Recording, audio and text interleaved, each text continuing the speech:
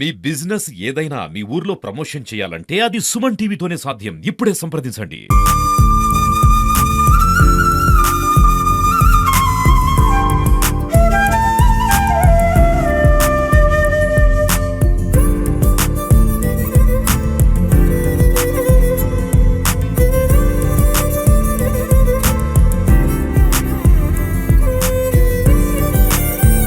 ఈ కార్యక్రమంలో పాల్గొంటున్న కమిషనర్ గారికి, అలాగే కౌన్సిలర్ గారికి, అలాగే ఇరిగేషన్ భగీరథ డిఈ గారు, మున్సిపల్ డిఈ గారు, ఎంఆర్ఓ ఇన్ఛార్జ్ ఎంఆర్ఓ గారు, అలాగే ఎలక్ట్రిసిటీ ఏఈ గారు, ఎస్ఐ గారు, ఇంకా ఇతర పెద్దలందరూ, బస్తీ వాసులు, సోదరిమణులు అందరికీ నమస్కారం.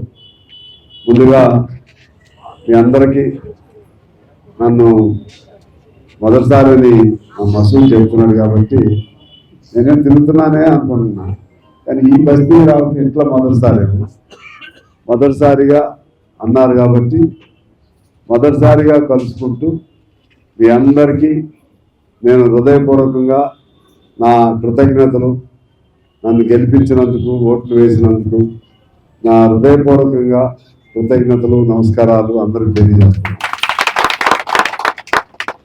రోజువారీ నేను కలవకపోయినా రోజులో 3-4 గంటలు కూడా నిద్రపోకుండా తిరుగుతా ఉన్నాను. మొత్తంగా ఇక ప్రజా సమస్యలు తప్పితే ఇంకో సొంత పని అనేది నాకు ఉండదు ఎప్పుడు కూడా. ఈ పాత అంటే అందరికి కలవకపోవచ్చు, కానీ పొలిటికల్గా నాలెడ్జ్ ఉన్న వాళ్ళందరూ తెలుసు. కొన్ని వేలు ఇల్లు ఆ రోజుల్లో నిర్మించాను. బాలకేంద్రం దగ్గర ఉన్నటువంటి ఇళ్ళన్నీ రోడ్డుకి, బాలకేంద్రం వెనక వైపు అటు ఇళ్ళంత దగ్గరికి వెళ్తే అవన్నీ నేను వేయించినాయి. ఇటు మీ కిందకి పోతే ఈ కాలనీలన్నీ నేను వేయించాను.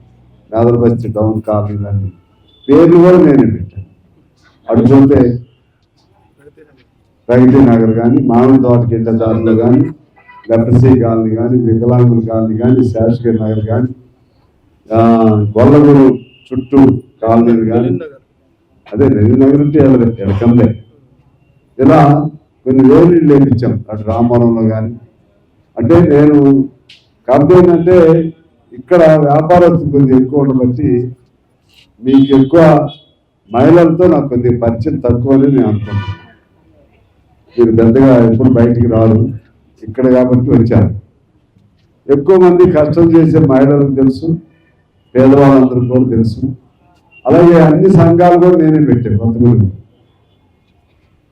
కొమరయ్య గారు ఆ కాలం సింగరేణి ఉండేది, పెట్రోల్రావు గారు, శాశ్వతరావు గారు, మిగిలిన అన్ని సంఘాలు నేను పెట్టి, ఆటో, కూరగాయలు, అమాలీలు, లేకపోతే కాఫీ సంఘాలు, పొలయ్య ఉండాలి కదా, అన్ని సంఘాలు, కూరగాయ అమాలీలు, గోడౌన్ అమాలీలు, పేదవాళ్ళందరూ తరఫున పెట్టాను. ఆటో నగర్ ఒక చోట ప్లాన్ చేపిస్తున్నాం. అది ఇక్కడ బృందావనం ఎక్కడో చోట 24 ఎకరాలతో మల్టీ ఇంటిగ్రేటెడ్ స్కూల్ ఒకటి ప్లాన్ చేపిస్తున్నాం. తర్వాత 18 ఎకరాలతో పెద్ద స్పోర్ట్స్ గ్రౌండ్ అది ఒకటి ప్లాన్ చేపిస్తున్నాం. ఆ విధంగా 800 మెగావాట్స్తో పాల్వంచలో ప్లాంట్ కోసం ప్లాన్ చేపిస్తున్నాం.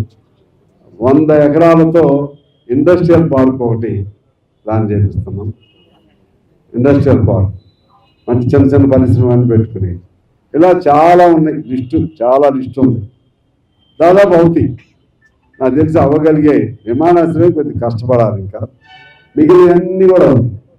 ఎమ్మెల్యే గారికి కూర్చో నా ప్రత్యేక అభినందనలు. ఎందుకంటే నాకు ఎమ్మెల్యే అయిన తర్వాత ఫస్ట్ మాకు వెనక ఈ లైన్లో, మా వార్డులో ఈ లైన్లో 10 లక్షలు పెట్టి కాలువను కట్టడం జరుగుతూ ఉంది. ఇంకా కొన్ని సమస్యలు ఉన్నాయి సార్ మాకు. ఆ కొన్ని సమస్యలు కనుక తీర్చినట్టయితే మా వార్డు ఫుల్ఫిల్గా ఏ సమస్యలు లేకుండా అవుతుంది. ఆ కొన్ని సమస్యలు తీర్చవలసిందిగా మిమ్మల్ని నేను కోరుతున్నాను.